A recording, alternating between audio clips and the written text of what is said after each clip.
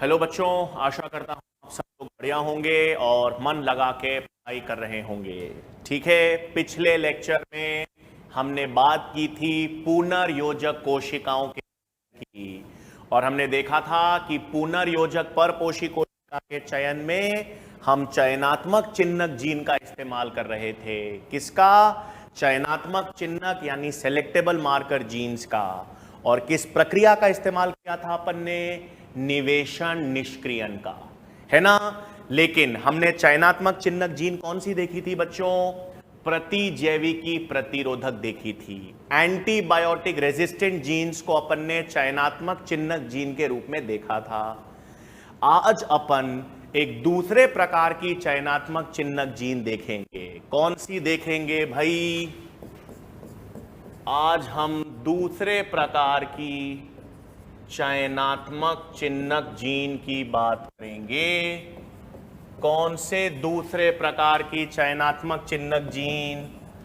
Alpha या beta galactosidase. ठीक है, किस चयनात्मक चिह्नक जीन की हम बात करेंगे भाई? अल्फा या बीटा गैलेक्टोसाइडेस। और यहां पर जो हम चयन है वो किस आधार पर होगा? क्रोमोजेनिक सबस्ट्रेट, या जिसे हम कहेंगे भाई रंगीन अभिकारक के आधार पर। ठीक है, तो अब सुनो, पिछले लेक्चर में बच्चों हमने चयनात्मक चिह्नक जीन एंटीबायोटिक रेजिस्टेंट प्रतिजैविकी प्रतिरोधक जीन देखी थी। यहां पर हम चयनात्मक चिह्नक जीन कौन सी यूज करेंगे भाई? अल्फा या बीटा गैलेक्टोसाइडेस। आओ देखते हैं कैसे। तो अपने पास देखो बच्चों, मैं एक सिंपल चार्ट से समझा रहा हूं, ध्यान देंगे। सबसे पहले मैं आपसे कह रहा हूं कि हम कौन सी कोशिका ले लेते हैं? Non recombinant cells. ठीक है भाई, हम कौन सी ले रहे हैं? अपुनर्योजक कोशिका। ठीक है, अपुनर्योजक कोशिका का मतलब बच्चों ऐसी कोशिका जिसमें टारगेट जीन नहीं गई है। अपुनर्योजक कोशिका का मतलब क्या है बच्चों? जिसमें टारगेट जीन निवेशित नहीं है ना भाई। तो टारगेट जीन निवेशित नहीं है। तो अगर बच्चों टारगेट जीन निवेशित नहीं है तो निवेशन निष्क्रियण होगा क्या? है ना। इधर देखो, अगर टारगेट जीन निवेशित नहीं हुई है तो निवेशन निष्क्रियण नहीं होगा। क्या नहीं होगा बच्चों? निवेशन निष्क्रियण नहीं होगा। अब बच्चों अगर निवेशन निष्क्रियण नहीं होगा तो चयनात्मक चिह्नक जीन क्रियाशील रहेगी, है ना भाई। टारगेट जीन अगर होती तो वो किसकी जगह? चयनात्मक चिह्नक जीन की जगह पर ही तो चली जाती। लेकिन टारगेट जीन निवेशित ही नहीं है तो निवेशन निष्क्रियण नहीं होगा भाई। निवेशन निष्क्रियण नहीं होगा तो अल्फा या बीटा गैलेक्टोसाइडेस की जो जीन है, कौन सी जीन है?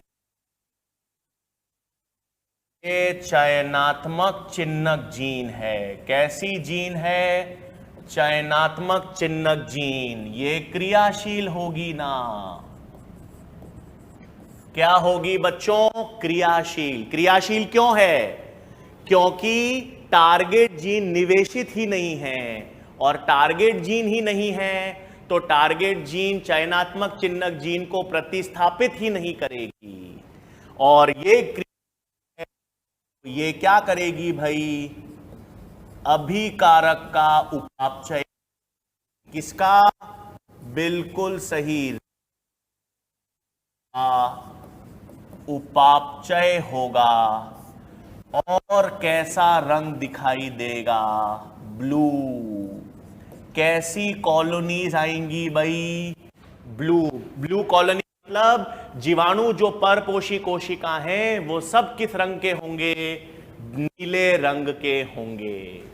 क्या हुआ भाई? देखो, हम बात कर रहे हैं उन परपोषी जीवाणु की जिसमें टारगेट जीन नहीं गई। जिनमें टारगेट जीन नहीं गई बच्चों, उनमें निवेशन निष्क्रियण नहीं हुआ होगा। निवेशन निष्क्रियण नहीं हुआ होगा तो चयनात्मक चिन्हक जीन जो अल्फा या बीटा गैलेक्टोसाइडेज की जीन है वो क्रियाशील होगी। वो क्रियाशील है तो वो रंगीन अभिकारक का क्या करेगी? उपापचय, और उसके उपापचय से रंगीन कॉलोनी आएंगी, ब्लू कॉलोनीज। ठीक है, अब इसका बिल्कुल उल्टा करें क्या? इसका बिल्कुल उल्टा करते हैं भाई। हां, अब कौन सी? यदि पुनर्योजक परपोषी कोशिका, कौन सी आ जाए भाई? पुनर्योजक परपोषी कोशिका। पुनर्योजक परपोषी कोशिका का मतलब पुनर्योजक हमारी टारगेट जीन गई है। इसमें क्या है भाई? टारगेट जीन निवेशित है। क्या है बच्चों? टारगेट जीन निवेशित हो रखी है, टारगेट जीन उपस्थित है, तो निवेशन निष्क्रियण होगा? बिल्कुल होगा भाई। टारगेट जीन निवेशित है तो निवेशन निष्क्रियण होगा, तो चयनात्मक चिन्हक जीन निष्क्रिय हो गई। उसी की जगह पे तो टारगेट जीन निवेशित हुई है, तो क्या हो गया भाई? अल्फा या बीटा गैलेक्टोसाइडेज जो जीन है, कौन सी जीन है भाई? ये चयनात्मक चिन्हक जीन है। ये क्या हो गई? निष्क्रिय। ये निष्क्रिय हो गई क्योंकि इसी की जगह पर तो टारगेट जीन निवेशित हुई है। पिछले लेक्चर में टेट्रासाइक्लिन प्रतिरोधक जीन चयनात्मक चिन्हक जीन थी, उसकी जगह पर टारगेट जीन आई थी। यहां पर इस चयनात्मक चिन्हक जीन की जगह ये टारगेट जीन आई है, तो ये चयनात्मक चिन्हक जीन निष्क्रिय हो गई। तो अब रंगीन अभिकारक का उपापचय होगा क्या? रंगीन अभिकारक का उपापचय नहीं होगा, है ना भाई? अब रंगीन अभिकारक का उपापचय नहीं होगा क्योंकि चयनात्मक चिन्हक जीन तो है ही नहीं उसको उपापचय करने के लिए। होगा कैसे? रंगहीन नहीं आएगा तो कैसी कॉलोनीज बनेंगी बच्चों? वाइट। तो पुनर्योजक परपोषी कोशिका कैसी कॉलोनीज बनाएंगे? वाइट। और अपुनर्योजक कोशिकाएं कैसी कॉलोनीज बनाएंगी? रंगीन या ब्लू। तो इस सिस्टम में अपन ने चयनात्मक चिन्हक जीन, अपन ने पुनर्योजक कोशिकाओं का चयन किया है। पुनर्योजक कोशिकाओं के चयन में किसका यूज किया? पुनर्योजक कोशिकाओं के चयन में किसका यूज किया? चयनात्मक चिन्हक जीन का, अल्फा या बीटा गैलेक्टोसाइडेज का। और प्रक्रिया जब टारगेट जीन है तो चयनात्मक जीन का निवेशन निष्क्रियण होगा, जब टारगेट जीन नहीं है तो चयनात्मक चिन्हक जीन का निवेशन निष्क्रियण नहीं होगा। ठीक है बच्चों, क्लियर है बिल्कुल चीज? ठीक है। अब भाई आज हम अब किसकी बात करेंगे? जीन ट्रांसफर की। किस तकनीक की बात करेंगे हम? जीन स्थानांतरण। ये क्या है भाई, इधर देखेंगे जीन स्थानांतरण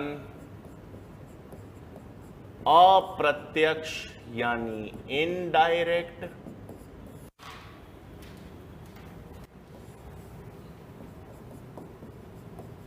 और प्रत्यक्ष यानी डायरेक्ट।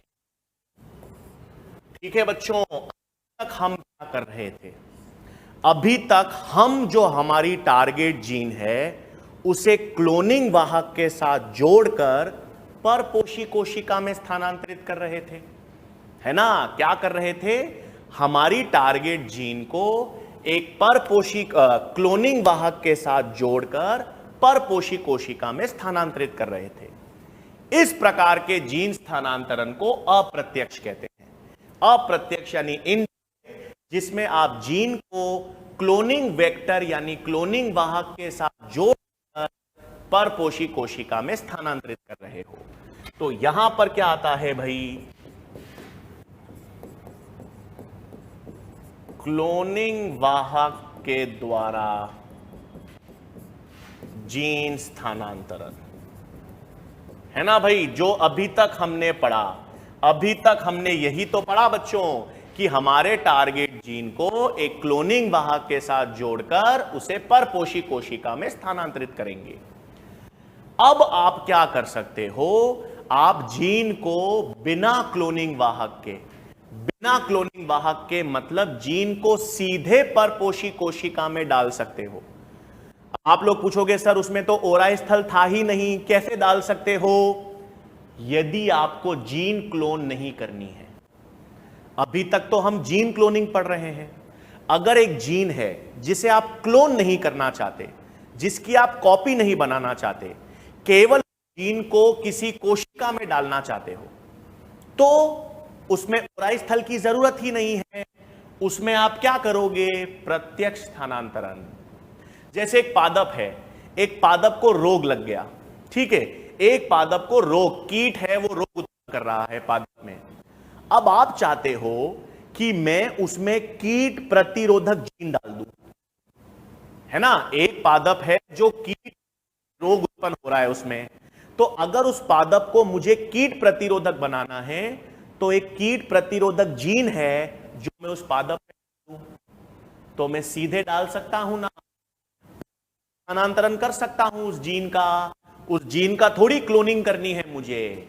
तो जब मुझे जीन क्लोन नहीं करनी, केवल जीन को किसी पादप या जंतु कोशिका में स्थानांतरित करना है, तो क्लोनिंग वाहक की जरूरत नहीं पड़ती, हम प्रत्यक्ष जीन स्थानांतरण भी कर सकते हैं।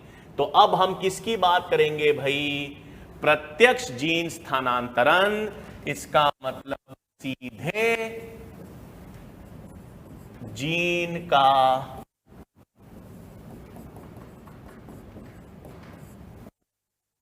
में स्थानांतरण, है ना भाई। तो अब हम किसकी बात करेंगे, प्रत्यक्ष जीन स्थानांतरण की बात करेंगे। ऐसी तकनीक जिससे हम सीधे डीएनए को कोशिका में डाल सके। ठीक है भाई, चलो अब हमारे पास प्रत्यक्ष जीन स्थानांतरण या जिसे हम कहते हैं डायरेक्ट जीन ट्रांसफर। ठीक है भाई, इसमें हम कौन कौन से मेथड्स पढ़ेंगे। इसमें हम सबसे पहला मेथड पढ़ते हैं बायोलिस्टिक्स, या जिसे कहते हैं बच्चों जीन गन्स। ठीक है, क्या करते हैं इसमें, पहली तकनीक कौन सी है, जीन गन्स या बायोलिस्टिक्स। इसमें क्या करते हैं बच्चों, हम लोग गोल्ड या टंगस्टन मेटल यूज करते हैं। ठीक है, गोल्ड या टंगस्टन का मेटल यूज करते हैं। गोल्ड और टंगस्टन मेटल के साथ डीएनए को जोड़ते हैं और तेज गति या तेज वेग से कोशिका में स्थानांतरित कर देते हैं। अब सबसे पहला गोल्ड और टंगस्टन क्यों यूज करते हैं, गोल्ड और टंगस्टन बच्चों आप केमिस्ट्री में पढ़ते हो इनर्ट मेटल्स हैं, मतलब निष्क्रिय हैं, ज्यादा क्रियाशील नहीं होते। तो गोल्ड और टंगस्टन क्रियाशील नहीं होते तो वो डीएनए को प्रभावित नहीं करते, डीएनए उनके साथ सुरक्षित रहता है और तेज वेग से कोशिका के अंदर स्थानांतरित कर दिया जाता है। तो बायोलिस्टिक्स या जीन गन में क्या कर रहे हैं, गोल्ड या टंगस्टन मेटल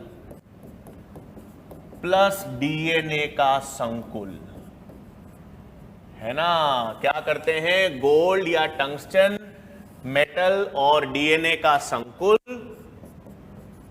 को तेज वेग या गति से कोशिका में स्थानांतरित करते हैं। तेज वेग या गति से कोशिका में स्थानांतरित, यह सामान्यतः किसमें किया जाता है, पादप कोशिका में। सामान्यतः पादप कोशिका में। अगर आपको प्रत्यक्ष जीन स्थानांतरण करना है, किसी जीन या डीएनए को कोशिका में भेजना है, तो बेहद उस डीएनए को गोल्ड या टंगस्टन मेटल के साथ संकुल बना दीजिए और तेज वेग या गति से कोशिका में स्थानांतरित। प्रत्यक्ष जीन स्थानांतरण का एक प्रकार है बायोलिस्टिक या जीन गन। किसके लिए यूज करते हैं, पादप कोशिकाओं के लिए यूज करते हैं। ठीक है भाई, पहला क्या था, बायोलिस्टिक या जीन गन। फिर आ जाएं दूसरे पर। दूसरी तकनीक होती है बच्चों माइक्रो इंजेक्शन। दूसरी तकनीक कौन सी है, माइक्रो इंजेक्शन। क्या करते हैं, ये कोशिका है, कोशिका का केंद्रक है,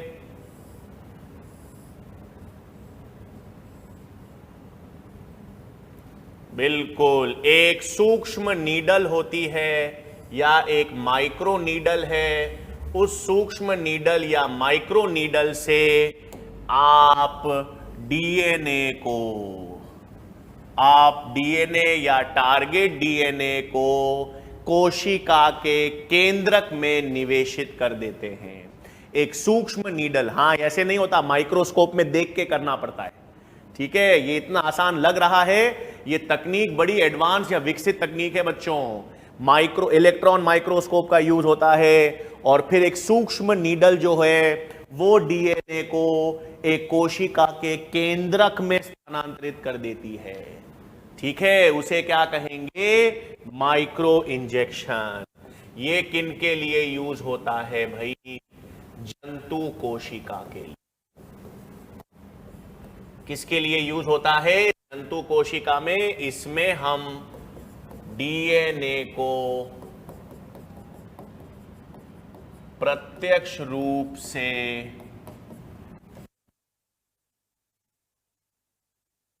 माइक्रो नीडल द्वारा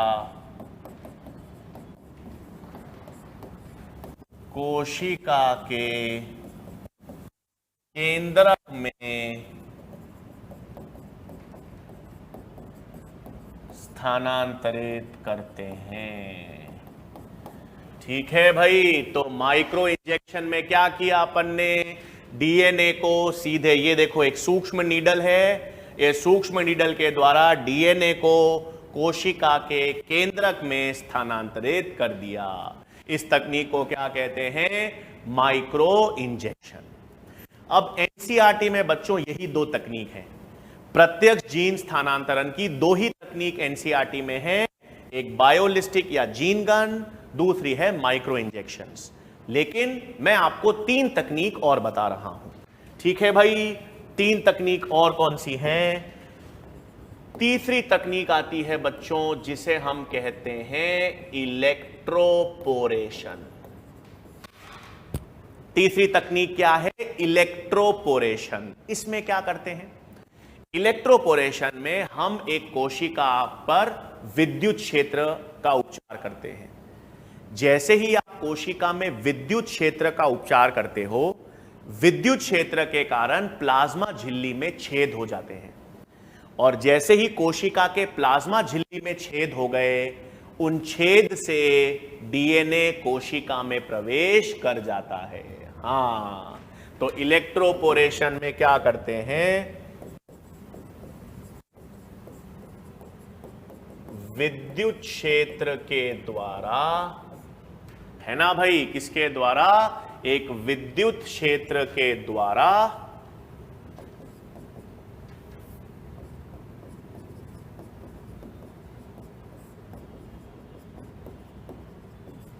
प्लाज्मा झिल्ली में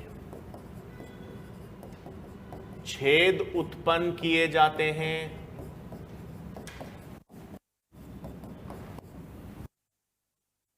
डीएनए का स्थानांतरण हो जाता है। ठीक है, प्लाज्मा झिल्ली में जैसे ही छेद हो गए विद्युत क्षेत्र से, उन छोटे छोटे छेदों के माध्यम से डीएनए कोशिका में प्रवेश कर जाता है। इस तकनीक को कहते हैं इलेक्ट्रोपोरेशन। ठीक है भाई, फिर चौथी तकनीक होती है लाइपोसोम्स। चौथी तकनीक क्या है, लाइपोसोम। अब देखो बच्चों, मैंने आपको पिछले लेक्चर में भी बताया था, काफी जीवाणु कोशिका या काफी परपोषी कोशिका ऐसी होती हैं जो डीएनए को अंदर ग्रहण करने में असक्षम होती हैं। तो सामान्यतः कोई भी कोशिका डीएनए को आसानी से अंदर क्यों नहीं ले सकती? मैंने कोशिका में पढ़ाया है, क्योंकि कोशिका की जो प्लाज्मा झिल्ली होती है वो अध्रुवीय होती है। याद है ना, प्लाज्मा झिल्ली या कोशिका झिल्ली वसा की द्विपरत होती है, अध्रुवीय होती है। और डीएनए कैसा अणु है? डीएनए तो ध्रुवीय है, अम्ल है, फॉस्फेट समूह है, ऋणात्मक आवेश है। डीएनए ध्रुवीय है, प्लाज्मा झिल्ली अध्रुवीय है, इसलिए डीएनए आसानी से कोशिका को पार नहीं कर सकता। इसलिए कोई भी कोशिका आसानी से डीएनए नहीं ले सकती। हां, कोई कोई जीवाणु कोशिका है वो डीएनए ले सकती है, लेकिन कुछ जीवाणु कोशिका आसानी से अंदर नहीं ले सकती डीएनए को। तो हम क्या करते हैं, लाइपोसोम में हम क्या करते हैं बच्चों, जो डीएनए है, डीएनए को अध्रुवीय वसा से आवृत करते हैं।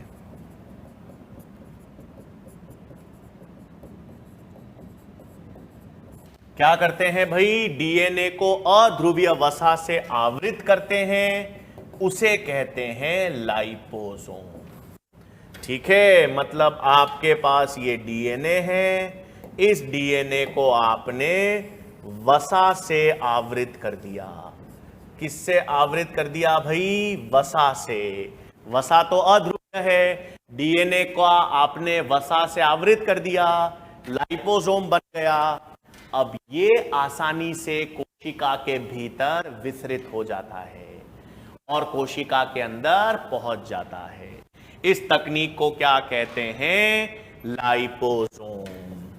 और कोशिका के भीतर विसरण।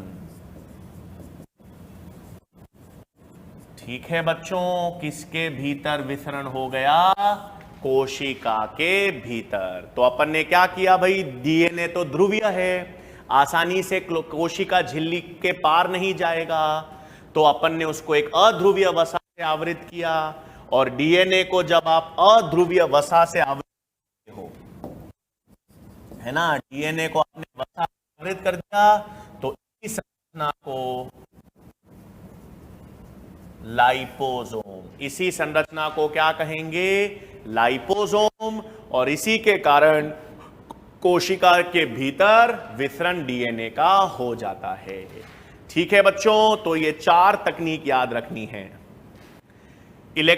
माइक्रो इंजेक्शन और बायोलिस्टिक या जीन गन तो एनसीईआरटी में है। ये 2 प्रत्यक्ष जीन स्थानांतरण की तकनीक है, और 2 और बता दी बच्चों मैंने आपको, इलेक्ट्रोपोरेशन जो विद्युत क्षेत्र के द्वारा, और लाइपोसोम जिसमें हमने डीएनए को वसा से क्या कर दिया? आवृत। तो ये तकनीक आपको याद रखनी है प्रत्यक्ष जीन स्थानांतरण के लिए। ठीक है भाई, चलो अब क्या आता है, एक और तकनीक है जिसके द्वारा डीएनए कोशिका के भीतर जाएगा। हां, उसमें हम वो टॉपिक कौन सा है भाई, कॉम्पिटेंट होस्ट सेल्स, या जिसे हम कहते हैं सक्षम परपोषी कोशिका, है ना बच्चों। अब इतनी देर से हम बात कर रहे हैं कि डीएनए ध्रुवीय होता है, कोशिका की या जीवाणु कोशिका हो या कोई भी और कोशिका हो, परपोषी कोशिका, उसकी प्लाज्मा झिल्ली अध्रुवीय होती है, इसलिए डीएनए आसानी से कोशिका के भीतर नहीं जा सकता। इसका मतलब जो जीवाणु कोशिकाएं हैं, अगर मैं जीवाणु की बात करूं तो वो डीएनए का अंतर्ग्रहण, डीएनए का अवशोषण करने में असक्षम होती है ना भाई। तो यही टॉपिक क्या है, चूंकि डीएनए ध्रुवीय है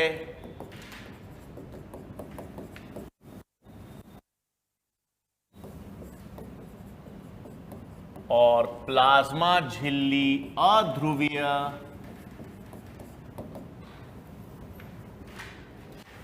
इस कारण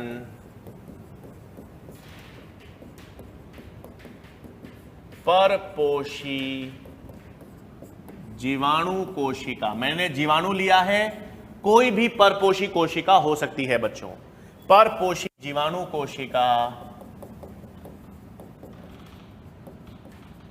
डीएनए का अवशोषण करने में क्या होती है, असक्षम।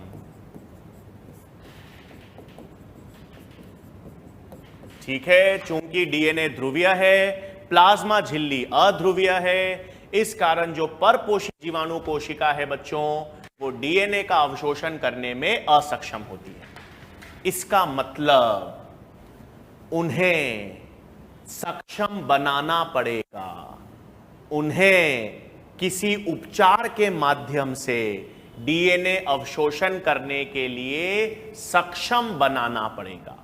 अब उस उपचार की बात करेंगे भाई, क्या करते हैं, बहुत आसान है, क्या करते हैं भाई हम, तो सक्षम कोशिका हेतु उपचार। ठीक है, क्या उपचार करते हैं, ध्यान देंगे। सबसे पहले हम परपोषी कोशिका को शीत मतलब ठंडा, शीत कैल्शियम क्लोराइड उपचार देते हैं। कैल्शियम क्लोराइड मतलब जिसमें कैल्शियम हो। सबसे पहले क्या करते हैं भाई, हम परपोषी कोशिका को एक ठंडा कैल्शियम का उपचार देते हैं। ठंडा कैसा बच्चों, थर्मोकॉल के डब्बे देखे हैं आपने, बिल्कुल, थर्मोकॉल के डब्बों में बर्फ डाल देते हैं और उनमें जीवाणु कोशिकाओं को रखते हैं और कैल्शियम का उपचार देते हैं। अब ये क्या करता है बच्चों, ये जो कैल्शियम है, डाइवेलेंट कैटायन, ये कैल्शियम जो है वो प्लाज्मा झिल्ली के प्रोटीन से जुड़ जाता है। क्या करता है, ये कैल्शियम प्लाज्मा झिल्ली के प्रोटीन से और वसा से जुड़ जाता है और उनमें छेद उत्पन्न कर देता है। प्लाज्मा झिल्ली के प्रोटीन और वसा के साथ जुड़ता है, उनकी संरचना में बदलाव लाता है, जिससे प्लाज्मा झिल्ली में छेद यानी गैप उत्पन्न हो जाते हैं। ठीक है, इस कारण क्या हो गया भाई,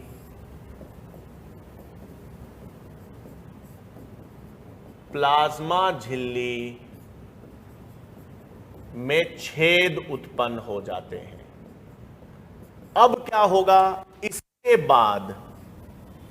इसके बाद एक हीट शॉक उपचार देते हैं। हां, हीट शॉक उपचार मतलब छेद तो हो गया प्लाज्मा झिल्ली में, लेकिन उसके बाद जीवाणु कोशिका को 42 डिग्री सेंटीग्रेड पे रखते हैं। अभी तक तो ठंडे बर्फ पर रखा हुआ था, बर्फ पर उनको कैल्शियम का उपचार दिया, बर्फ पे रखने पर कैल्शियम का उपचार दिया तो प्लाज्मा झिल्ली में छेद उत्पन्न हो गए। अब उसके बाद एक हीट शॉक उपचार देंगे। हीट शॉक मतलब उनको 42 डिग्री सेंटीग्रेड पे रखेंगे और 42 डिग्री सेंटीग्रेड में रखने के बाद वो जीवाणु कोशिका या परपोषी कोशिका डीएनए का अवशोषण कर लेगी। अब सच बात तो यह है बच्चों कि ये 42 डिग्री सेंटीग्रेड का उपचार क्यों देना पड़ता है, वैज्ञानिकों को अभी तक स्पष्ट रूप से समझ नहीं आया है। कुछ वैज्ञानिकों का मानना है कि जब उनको आप शीत बर्फ से निकालकर 42 डिग्री सेंटीग्रेड पे रखते हो तो उनकी उपापचय क्रिया एकदम से बढ़ जाती है और वो उपापचय क्रियाओं के कारण वो डीएनए को अंदर ले लेते हैं। लेकिन ये सिर्फ कुछ वैज्ञानिकों का मानना है, सभी वैज्ञानिकों का ये मत नहीं है। काफी वैज्ञानिकों को अभी तक ये समझ नहीं आता कि ये 42 डिग्री सेंटीग्रेड का तापमान वास्तव में कर क्या रहा है। हां, इतना जरूर मालूम है कि ये तापमान देना पड़ता है तभी डीएनए अवशोषित हो पाता है। आपने कैल्शियम का उपचार दे दिया, बर्फ का तापमान दे दिया, शीत तापमान, प्लाज्मा झिल्ली में छेद हो गए, लेकिन डीएनए कोशिका में नहीं जाता। डीएनए तो परपोषी कोशिका में तभी जाएगा जब इसके पश्चात एक हीट शॉक या 42 डिग्री सेंटीग्रेड का तापमान दिया जाए। ठीक है भाई, तो ये किसका टॉपिक था? सक्षम परपोषी कोशिका। सक्षम परपोषी कोशिका में आपको याद रखना है कैल्शियम का उपचार दिया, ठंडे याद रखना शीत कैल्शियम का उपचार जिसने छेद उत्पन्न किया, और फिर 42 डिग्री सेंटीग्रेड का हीट शॉक जिसके पश्चात डीएनए अवशोषित हो जाता है। ठीक है बच्चों, ये था कॉम्पिटेंट होस्ट सेल्स। चलो भाई, अब आते हैं नेक्स्ट तकनीक। अब बेहद इंटरेस्टिंग तकनीक आ रही है हमारे पास, वो है पीसीआर। हां भाई, पॉलीमरेज चेन रिएक्शन। ठीक है, बिल्कुल, ये बहुत इंटरेस्टिंग तकनीक है पॉलीमरेज चेन रिएक्शन। इस तकनीक का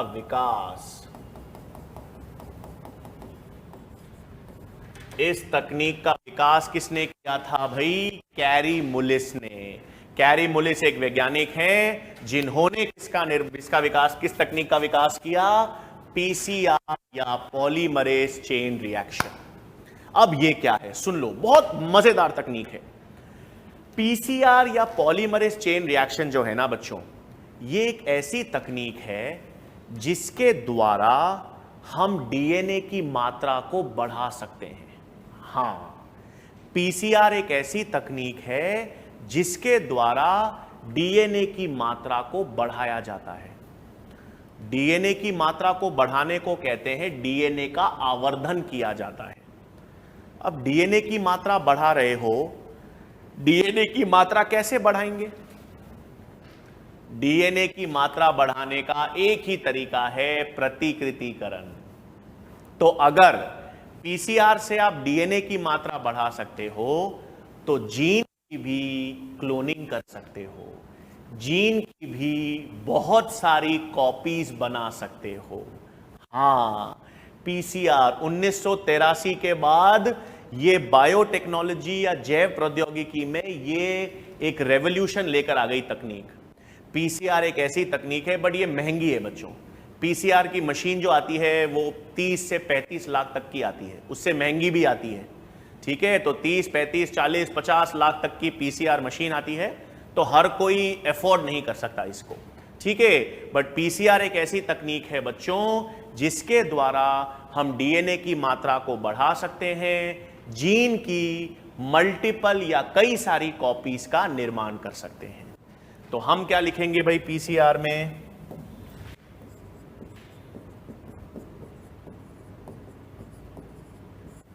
इस तकनीक के द्वारा डीएनए मात्रा को आवर्धित का मतलब है बच्चों एम्पलीफाई या एम्पलीफिकेशन। तो इस तकनीक के द्वारा डीएनए मात्रा को आवर्धित किया जा सकता है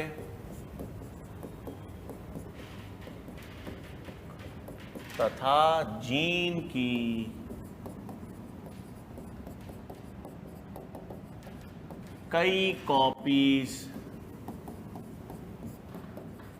का निर्माण किया जा सकता है ना भाई। तो इस तकनीक के द्वारा हम डीएनए की मात्रा को आवर्धित कर सकते हैं या हम जीन की कई कॉपीज का निर्माण कर सकते हैं। करेंगे तो कैसे? जीन की कॉपी बनाओगे या डीएनए की मात्रा बढ़ाओगे? प्रतिकृतिकरण के द्वारा। और प्रतिकृतिकरण लेबोरेटरी में कर रहे हैं, प्रतिकृतिकरण लेबोरेटरी में कर रहे हैं। तो पीसीआर को क्या कहते हैं? हाँ, पीसीआर को कहते हैं इन विट्रो रेप्लिकेशन। इसे कहते हैं पात्रे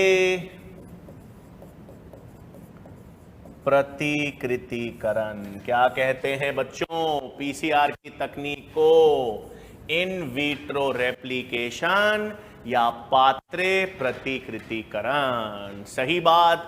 मैंने आपको बताया है आणविक जैविकी का सिद्धांत, आणविक जैविकी अगर हमने पढ़ी हुई हो तो उसी का अनुप्रयोग हम जैव प्रौद्योगिकी में करेंगे। अभी हम देखेंगे कैसे।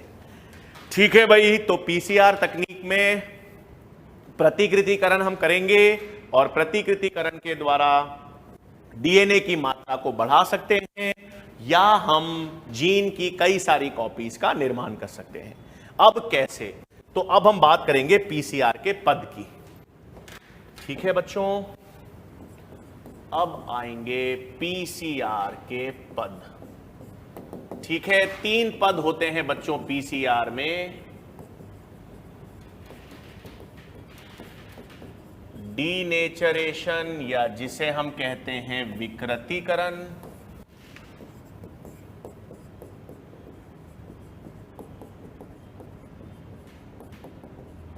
प्राइमर अनीलिंग और तीसरा होता है एक्सटेंशन या पॉलीमराइजेशन या जिसे आप कह सकते हो बहुलीकरण। ठीक है भाई, हम पीसीआर के 3 पद पढ़ेंगे, विकृतीकरण, प्राइमर अनीलिंग और एक्सटेंशन पॉलीमराइजेशन या बहुलीकरण। ठीक है, डायग्राम से समझेंगे बच्चों, फिर मैं लिखा भी देंगे हम लोग। हाँ, कैसे? इधर ध्यान देंगे।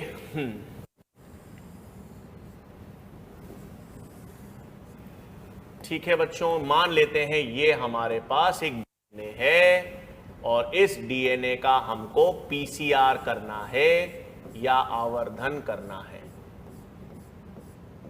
ठीक है, ये एक द्विरज्जुक डीएनए है। मैंने कुंडलित रूप नहीं बनाया, सिंपल रूप बनाया है। ये डीएनए है हमारे पास और हम कह रहे हैं हमको ये जो डीएनए है इसका आवर्धन करना है।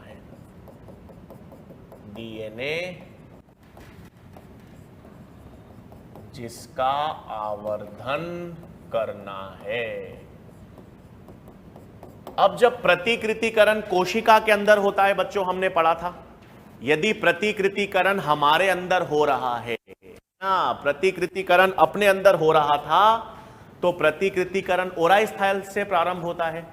ओराई स्थल से, यहां तो ओराई स्थल की जरूरत नहीं है क्योंकि ये कृत्रिम तरीका है, और वहां पर हाइड्रोजन बॉन्ड टूटते थे और डीएनए को अलग अलग रज्जुकों में परिवर्तित किया जाता था।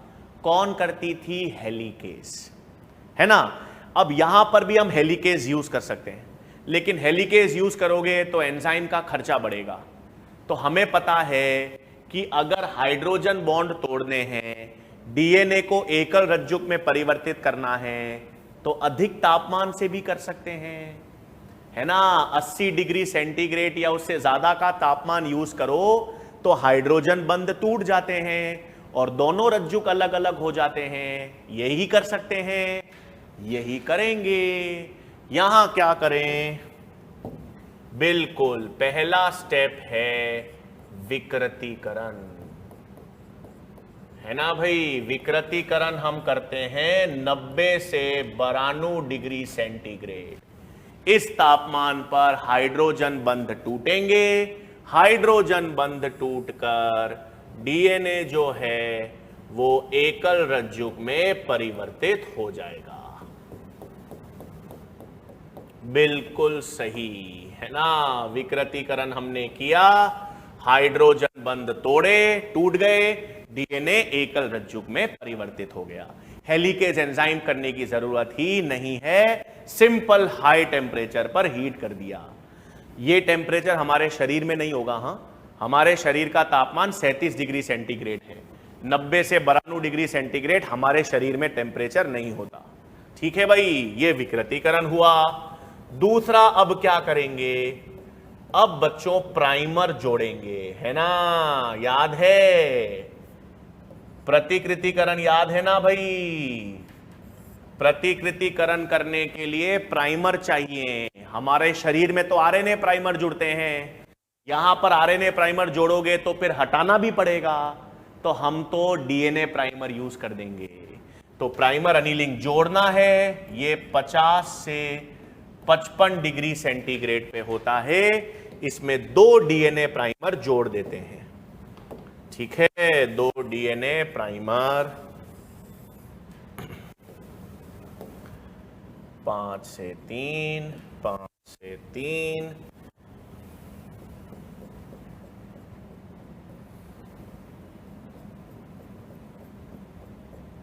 जोड़े भाई। ये यहां पर एक प्राइमर जोड़ देते हैं, 5 से 3, यहां पर एक प्राइमर जोड़ देते हैं, 5 से 3। 2 डीएनए प्राइमर अपन ने जोड़ दिए, दोनों डीएनए प्राइमर जोड़ दिए। अब क्या बचा? अब बहुलीकरण करना है।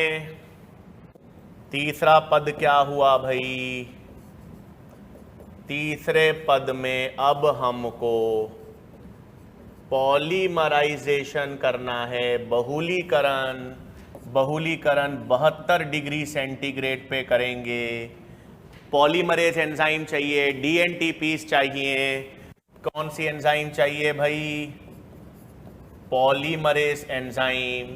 पॉलीमरेज के सहकारक मैग्नीशियम और डीएनटीपीस, है ना। पॉलीमरेज, मैग्नीशियम और डीएनटीपीस हो गए और आपके पास बहुलीकरण हो गया, बन गया।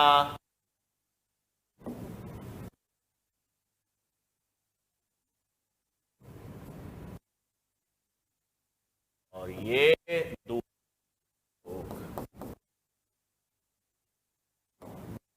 डीएनए भाई 5 से 3, 3 से 5, 3 से 5 की बात भाई। ये 2 डीएनए अपन ने बना दिए। ये तो एक पीसीआर से 2 डीएनए बने, 2 पीसीआर से 4 डीएनए, 3 पीसीआर से 8 डीएनए, 4 पीसीआर से 16, 32, 64, है ना, वो प्रतिकृतिकरण वाला। मतलब अगर आप 10 पीसीआर चक्र करते हो तो कितने डीएनए? 10 की पावर 3। 20 पीसीआर चक्र करते हो 10 की पावर 6। 30 पीसीआर चक्र करते हो 10 की पावर 9। मतलब आप 30 पीसीआर चक्र के द्वारा एक डीएनए से बिलियन कॉपीज बना सकते हो। 1 से 2, 2 से 4, 4 से 8, 8 से 16। यही तो प्रतिकृतिकरण की खासियत है। तो 10 पीसीआर करोगे तो 2 की पावर 10 1024 होता है, मतलब 10 की पावर 3 1000 गुना तक एम्पलीफाई कर सकते हो। 20 चक्र होंगे 10 की पावर 6 30 पीसीआर चक्र, है ना। अगर आप 30 पीसीआर चक्र करते हो तो डीएनए को कितने गुना तक बढ़ा सकते हो? 10 की पावर 9 यानी बिलियन टाइम्स बढ़ा सकते हो। ठीक है, कौन से 3 पद हैं? विकृतीकरण, प्राइमर अनीलिंग और पॉलीमराइजेशन। लिख दूं भाई हम लोग, ध्यान रहेगा। क्या किया भाई अपन ने? सबसे पहले पहला पद है विकृतीकरण। विकृतीकरण में क्या किया? उच्च ताप के द्वारा हाइड्रोजन बंध तोड़े व डीएनए को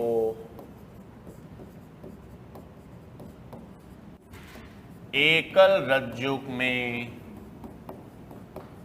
परिवर्तित किया, है ना भाई। ये क्या किया? विकृतीकरण में उच्च ताप के द्वारा हाइड्रोजन बॉन्ड्स को तोड़कर डीएनए को एकल रज्जुक में परिवर्तित कर दिया।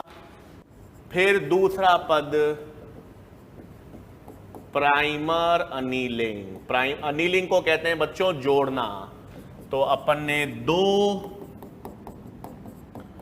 डीएनए प्राइमर्स को टेम्पलेट डीएनए पर जोड़ दिया। और तीसरा पद था बहुलीकरण या पॉलीमराइजेशन। इसमें डीएनए पॉलीमरेज एंजाइम, जिसका सहकारक है मैग्नीशियम, एवं डीएनटीपी से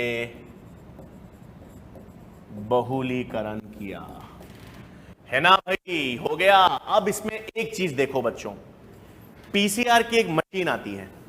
पीसीआर की मशीन को आप खोलते हो, उसमें आप डीएनए डालते हो, उसको विकृतीकृत करते हो, फिर उसमें डीएनए प्राइमर डालते हो, फिर उसमें एंजाइम डालते हो, उसे बंद कर देते हो, प्रतिकृतिकरण हो जाता है। अगले प्रतिकृतिकरण में फिर विकृतीकृत करोगे डीएनए को। तो हर प्रतिकृतिकरण में आप डीएनए को विकृतीकृत करोगे और डीएनए को विकृतीकृत उच्च ताप पर करेंगे। तो इस अधिक तापमान पर हर पॉलीमरेज एंजाइम जो है वो निष्क्रिय हो जाती है। मतलब हर बार जब आप पीसीआर करोगे, हर बार पीसीआर में आपको एक नई एंजाइम डालनी पड़ेगी। नई एंजाइम क्यों डालनी पड़ेगी? क्योंकि पुरानी एंजाइम भी अधिक तापमान पर विकृतीकृत हो जाती है। एंजाइम रासायनिक रूप से प्रोटीन्स हैं, उच्च तापमान पर वो भी काम नहीं करते, विकृतीकृत हो जाते हैं। तो आपको हर बार क्या डालनी पड़ेगी? नई पॉलीमरेज एंजाइम। इस दिक्कत से दूर पाने के लिए हम पीसीआर में एक विशेष एंजाइम यूज करते हैं। हां, क्या भाई? पीसीआर में एक विशेष डीएनए पॉलीमरेज का प्रयोग किया जाता है। क्या किया जाता है? विशेष डीएनए पॉलीमरेज का प्रयोग, जिसे कहते हैं टैक पॉलीमरेज। जिसे क्या कहते हैं भाई? Taq polymerase. सबसे पहले तो ये टैक पॉलीमरेज जो है ये एक आर्की जीवाणु से प्राप्त होती है। किस आर्की जीवाणु से प्राप्त होती है? Thermus aquaticus. इसका नाम ही TAQ इसलिए है, थर्मस एक्वेटिकस नामक आर्की जीवाणु से प्राप्त होती है। ठीक है, किससे प्राप्त होती है? थर्मस एक्वेटिकस नामक आर्की जीवाणु से प्राप्त। आर्की जीवाणु 120 डिग्री सेंटीग्रेड वाले तापमान पर पाए जाते हैं। हां, ये जो आर्की जीवाणु है ना, ये किस माध्यम में पाए जाते हैं? जहां पर 120 डिग्री सेंटीग्रेड तापमान हो। थर्मो एसिडोफाइल है। इसका मतलब इनसे जो ये एंजाइम बनी है, ये ताप स्थायी एंजाइम है। ये भी 120 डिग्री सेंटीग्रेड पर इस एंजाइम को कुछ नहीं बिगड़ता। तो एक बार आप इसको पीसीआर वाले कक्ष में डाल दो, मशीन में, फिर जितनी बार भी पीसीआर करना है करो, जितनी बार भी डीएनए को विकृतीकृत करना है करो, इस एंजाइम का कुछ नहीं बिगड़ता। क्यों नहीं बिगड़ता भाई? क्योंकि ताप स्थायी एंजाइम है। ये अधिक तापमान पर क्या रहती है? स्थायी। तो पीसीआर में हम सामान्य डीएनए पॉलीमरेज यूज नहीं करते, पीसीआर में एक विशेष डीएनए पॉलीमरेज यूज करते हैं, जिसे कहते हैं पॉलीमरेज। सही बात भाई। चलो, अब आता है पीसीआर का यूज क्या है। तो पीसीआर का प्रयोग है ना भाई। अब पीसीआर का प्रयोग सुन लो भाई, 2 जगह करते हैं। 2 क्या 3 जगह कर सकते हो। अगर आपको एचआईवी एड्स बीमारी होती है, एड्स बीमारी एचआईवी संक्रमण के कारण होती है, एचआईवी विषाणु, तो एचआईवी विषाणु की जांच करने के लिए पीसीआर का प्रयोग किया जाता है। तो पहले तो एचआईवी संक्रमित या आशंकित व्यक्तियों के परीक्षण में यूज करते हैं, है ना भाई। एचआईवी संक्रमण है या एचआईवी की आशंका है कि व्यक्ति में एचआईवी संक्रमण हो सकता है, तो पीसीआर से जांच करते हैं। पीसीआर अगर एचआईवी है तो उसकी मात्रा को बढ़ाकर बता देगा कि एचआईवी संक्रमण है या नहीं। ठीक है। दूसरा भाई, कैंसर से पीड़ित या कैंसर आशंकित व्यक्तियों के परीक्षण में। देखो बच्चों, ये दोनों इंपॉर्टेंट क्यों है? बहुत बार ऐसा होता है बच्चों की कैंसर की जांच जल्दी नहीं कर पाते, एचआईवी संक्रमण की जांच जल्दी नहीं कर पाते। हां, सामान्यतः तो हम किसी भी रोग की जांच कब करते हैं? जब उसके लक्षण दिखाई देते हैं, है ना। हम लोग ये सारा ब्लड टेस्ट होता है, आपका स्वैब टेस्ट, जितने भी टेस्ट होते हैं, ब्लड टेस्ट, यूरिन टेस्ट, ये सब टेस्ट कब कराता है व्यक्ति? जब उसमें लक्षण दिखने लग जाते हैं। और लक्षण जब तक किसी रोग के दिखते हैं, तब तक तो रोगजनक की सांद्रता बढ़ जाती है। तो अगर आपको बहुत जल्दी जांच करनी है, बहुत जल्दी पता करना है किसी रोग के बारे में, जब रोगजनक की सांद्रता बहुत कम हो तभी पता कर लेना है, तो वो केवल पीसीआर से कर सकते हो। क्यों? अगर रोगजनक की मात्रा कम भी है तो पीसीआर उसके डीएनए या आरएनए का आवर्धन करके पता लगा लेगा। इसीलिए जल्दी कैंसर की बहुत जल्दी जांच करनी है, एचआईवी संक्रमण की बहुत पहले जांच करनी है, तो पीसीआर से कर पाते हैं। ठीक है। और तीसरा हम पढ़ेंगे बच्चों इसका प्रयोग हम कहां करेंगे? डीएनए फिंगरप्रिंटिंग में। ठीक है, कहां पढ़ेंगे हम इसको? डीएनए फिंगरप्रिंटिंग में। तो अभी के लिए याद रखना, पीसीआर का प्रयोग हम एचआईवी संक्रमण या आशंकित व्यक्तियों में कर रहे हैं, और कैंसर आशंकित व्यक्तियों के परीक्षण या जांच में, और डीएनए फिंगरप्रिंटिंग में। ठीक है भाई। तो ये पीसीआर की तकनीक है। 3 पद थे, विकृतीकरण, दूसरा क्या था? प्राइमर जोड़ना नीलिंग, और तीसरा क्या है? बहुलीकरण। और विशेष डीएनए पॉलीमरेज कौन सी यूज की अपन ने? Tag polymerase. ठीक है भाई। चलो, अब क्या टॉपिक है?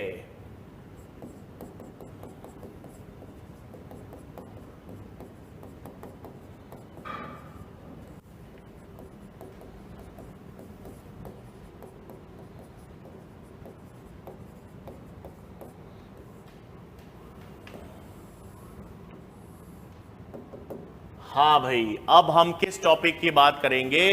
अब हम बात करेंगे डीएनए यानी आनुवांशिक पदार्थ का पृथक्करण। किसकी बात करेंगे भाई? डीएनए या आनुवांशिक पदार्थ के पृथक्करण की। मान लो मैं आपको कोई भी एक कोशिका दे देता हूं, एक जीवाणु कोशिका दे देता हूं, एक जंतु कोशिका दे देता हूं, या एक पादप कोशिका दे देता हूं, कवक की कोशिका दे देता हूं, कोई भी एक कोशिका दे दूं और मैं आपसे बोलूं कि इस कोशिका से डीएनए निकाल के बताओ।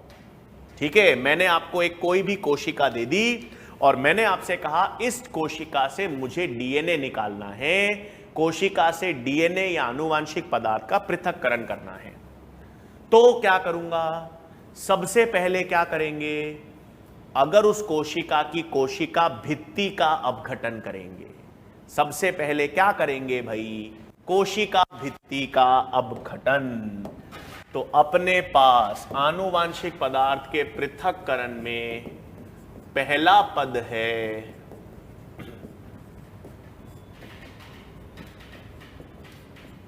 कोशिका भित्ति का अपघटन। पहला पद क्या आ गया? कोशिका भित्ति का अपघटन। कैसे? कैसे? अगर पादप कोशिका है तो पादप कोशिका का अपघटन, पादप कोशिका भित्ति का अपघटन, अरे बता दो भाई, सेल्यूलेजेस, है ना भाई? अच्छा, फिर कवक की कोशिका भित्ति,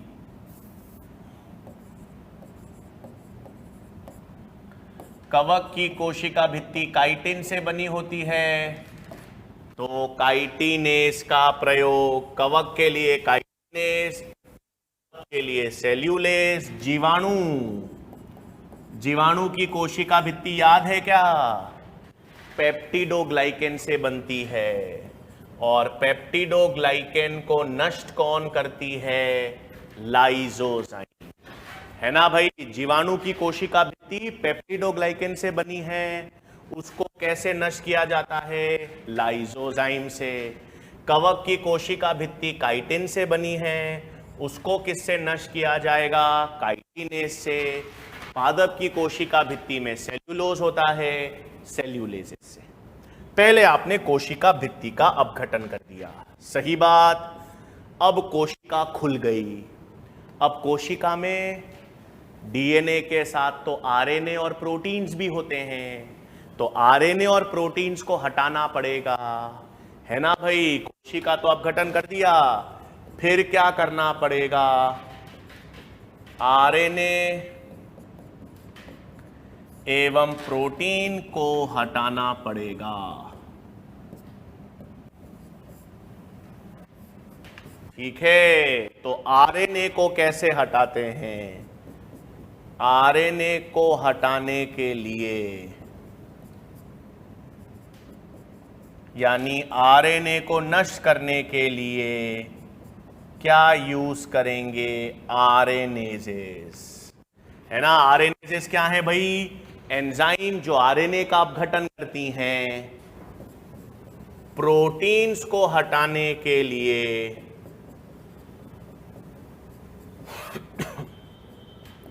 प्रोटीन्स को हटाने के लिए किसका यूज करेंगे? प्रोटीएजेस, है ना? प्रोटीन का अपघटन कौन करेगा? प्रोटीएजेस। आरएनए का अपघटन कौन करेगा? आरएनएजेस। सही। अब ये तो दो तरीके, भित्ति,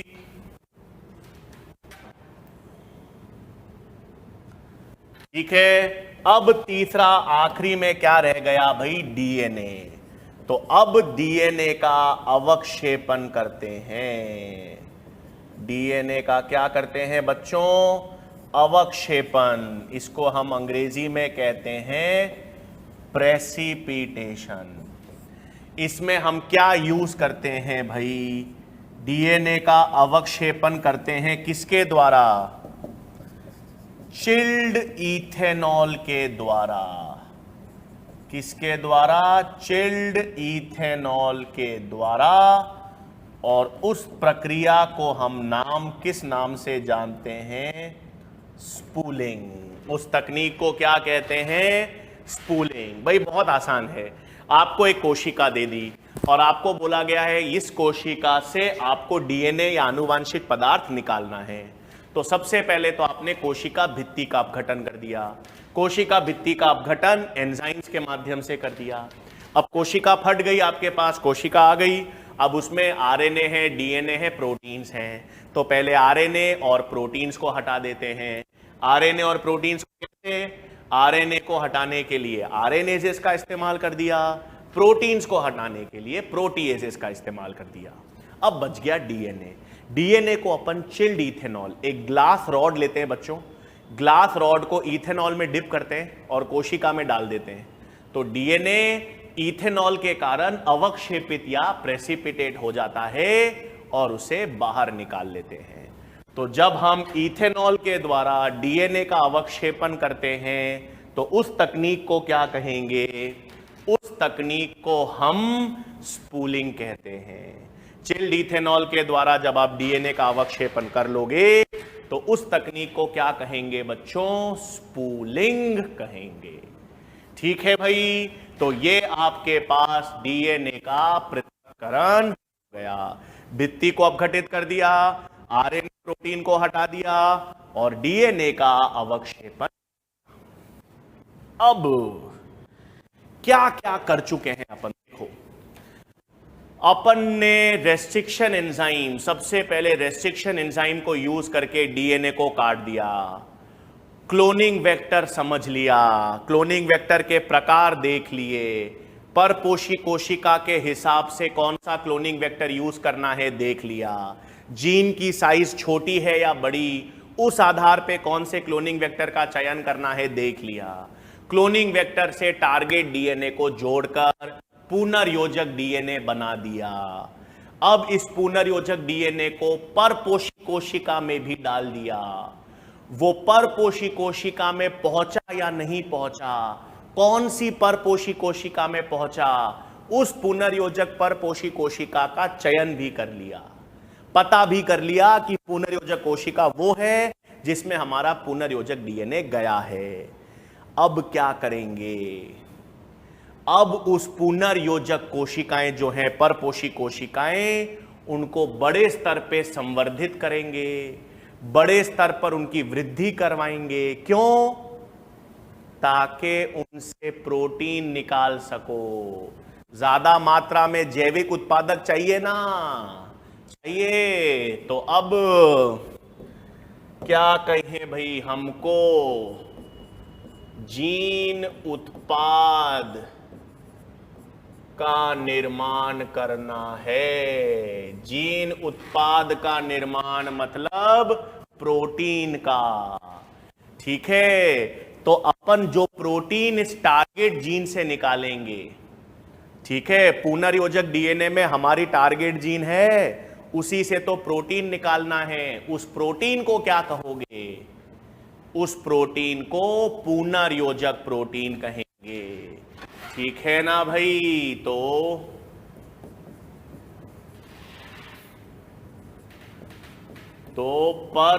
एक मिनट, यहां पर एक पुनर्योजक परपोषी कोशिका में उपस्थित टारगेट जीन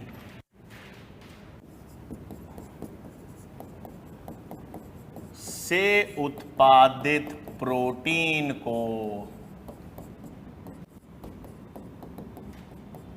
क्या कहेंगे? पुनर्योजक प्रोटीन कहा जाता है ना भाई? पुनर्योजक परपोषी कोशिका है, उसमें जो टारगेट जीन है, उस टारगेट जीन से उत्पादित प्रोटीन को क्या कहेंगे? पुनर्योजक प्रोटीन। और अगर इस पुनर्योजक प्रोटीन को ज्यादा मात्रा में, अधिक मात्रा में उत्पादित करना है तो इन पुनर्योजक परपोषी कोशिकाओं को बड़े स्तर पर संवर्धित करना पड़ेगा।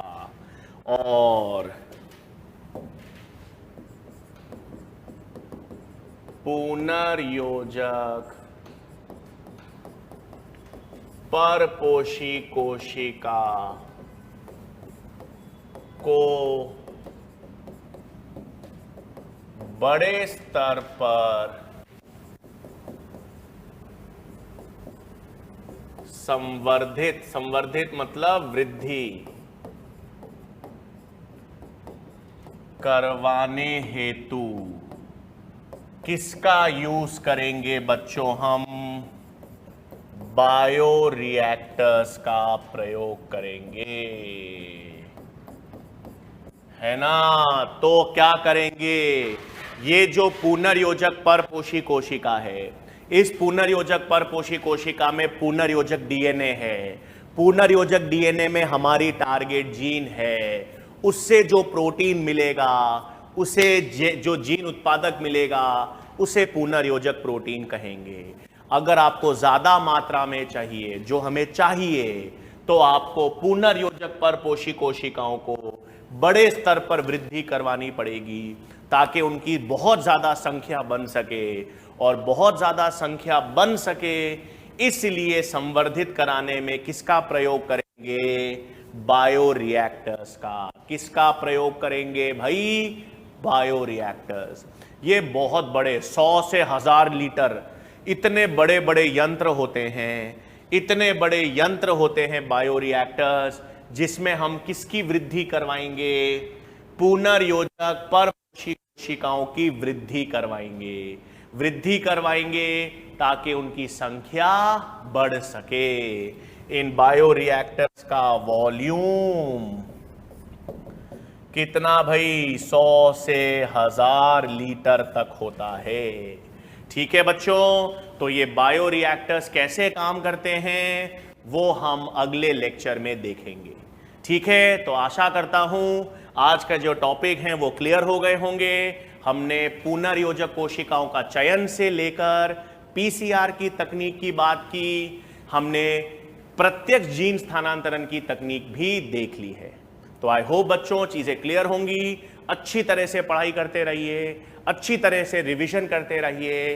अगली कक्षा में मुलाकात होगी बच्चों। बहुत बहुत धन्यवाद।